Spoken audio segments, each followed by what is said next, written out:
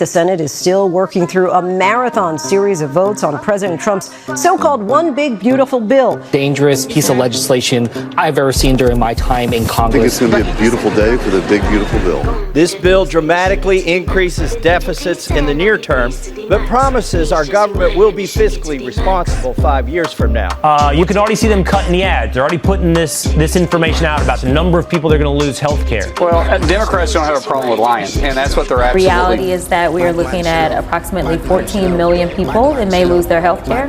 And last time I checked, most people that are struggling with health care, those bills are usually a little bit bigger than the average tax bill.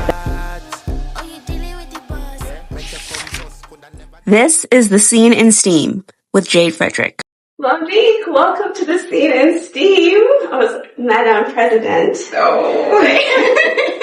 Thank you so much for coming today. Yes, of course. I'm really happy to be here. Yeah. So, Monique, you are very busy. You're a very difficult person to get a hold of because you have so many responsibilities. You're president of S.T.E.A.M. You run Dr. Me for the past couple of years, and you've done mission trips. You've done work in the community even before medical school. So, being a leader in school, in your community, what would you say are the biggest barriers to students pursuing medicine as of right now? That's a really good question. I think that lack of knowledge of what it takes and mentorship are probably the biggest things. Mm-hmm. I think a lot of people don't know that it's possible to be a doctor, depending on their situations, their life situations. They may not have ever seen a doctor that looks like them.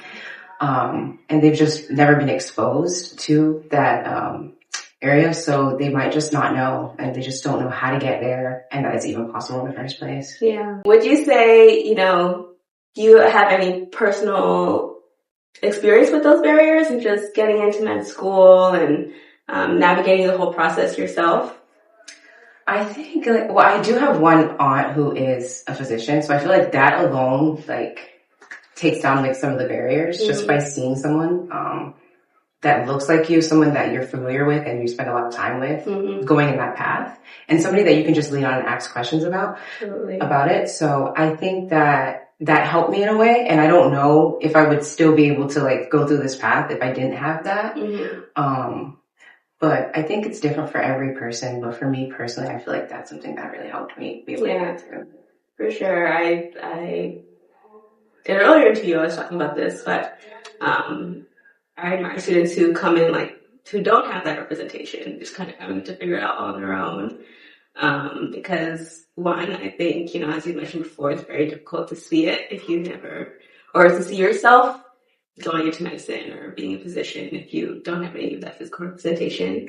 But it's also almost a game of, do the most qualified students get into medical school, or do the students who have the most wealth and privilege get into medical school? And I feel like that's definitely a conversation that's come into the media more so, even with, this big, beautiful bill that's passed.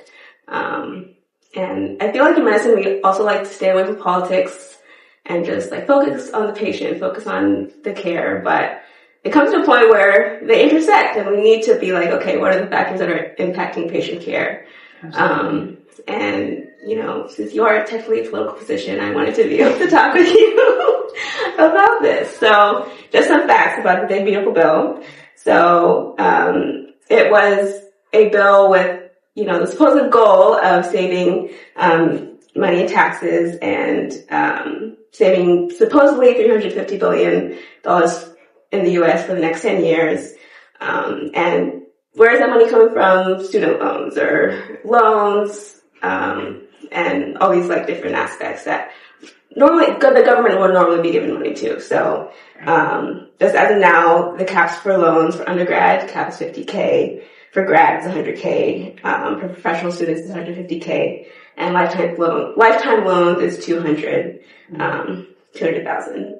And, that seems like a lot when we think of money, but, the average medical student debt is $234,597. So when you think of a cap of $150K, that, kind of puts things into perspective. So I really wanted to hear your thoughts on this, your if you had experiences with how it's affected you and how you think it'll kind of affect students going into, or going into professional school, medical school, graduate school in the future. Yeah, medical school is very expensive, first of all. Capping at 200 is like crazy. Like for a lot of people, that's not enough. Yeah. Not everybody gets scholarships. Not everybody can have like their parents pay for their living expenses. So like a lot of medical students are dependent on those loans. So I feel like it will probably prevent people from pursuing medicine just because that upfront cost. Yeah. And it's just really sad because a lot of people are passionate about it, and to be kind of like pushed to the side just because you can't afford it is not right. And I think that if you're passionate about something, like you shouldn't be unable to go after that goal just because you're not in the financial situation that you would need to be for that. So I don't really like that portion. Me personally, I'm dependent on student loans. Even with like scholarships, there's always like living expenses, and I mean, I don't have my parents paying for all my housing and all my expenses, so like I need those loans. So if I were to be capped at that amount, I don't know what that would say for me. Like, would I be able to continue? What then happens if you're already in medical school and then you don't have the funds? Like, do you just stop? Like, it's just so many things to consider, and I don't think it's feasible. Yeah, it's wild because, with like between scholarship money and loans, that's how the majority of medical students pay for school. Right. And, you need to have the people in your life that can tell you, like, these are the avenues that you can take, to be able to pay because, even my family, my father is a physician, but he's like, all right, so scholarships, loans, like, how are you going to pay for how are we going to do this? I'm like, yeah. So, I think it's really important. And I think for so long, medicine has been like a game of like the elites. And as more people have come into medicine, it's almost become, I don't want to say less respected, but in a way, like people don't value physicians if they know that more, students of color can access these resources and become physicians. So, it's really difficult. And there's already a physician shortage. But it's tough. But do you think, the debt is worth it, or is there any, other avenues that students can pursue if, they're like, medical school is my dream, being a physician is my dream, and, this is my one barrier right now. Me personally, I think it's absolutely worth it to pursue medicine despite like the debt. I think if you're really passionate about something, I think that the debt shouldn't like deter you from going after your dream.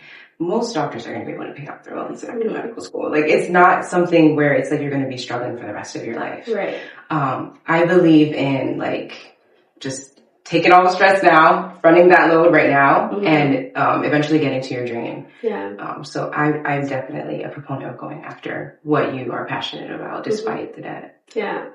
I fully agree. I think that sometimes used to deter students like, you need so much debt, you're not going to be able to live.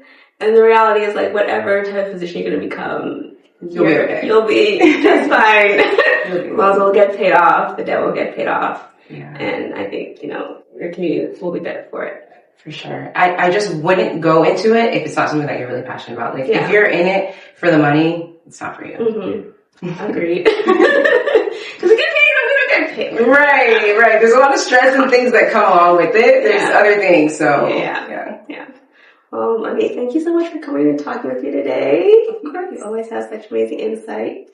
And it was great to talk to you. You too. Thank you so much for tuning into this episode of The Scene in STEAM. I'm Jade. If you'd like to help out students studying science, technology, engineering, art, and math, please check out the links below. And I hope you can join us for the next episode.